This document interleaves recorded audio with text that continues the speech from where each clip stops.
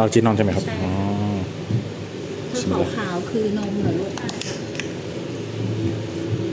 ตรงนู้นเนี่ยมีที่นอกจะเป็นขาอยู่ฝั่งซ้ายมือเอาอะไรไหมอืม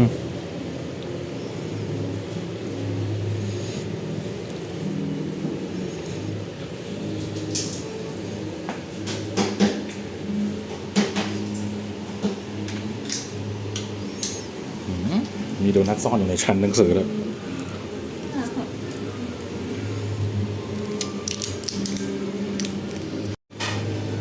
เอาไข่โดง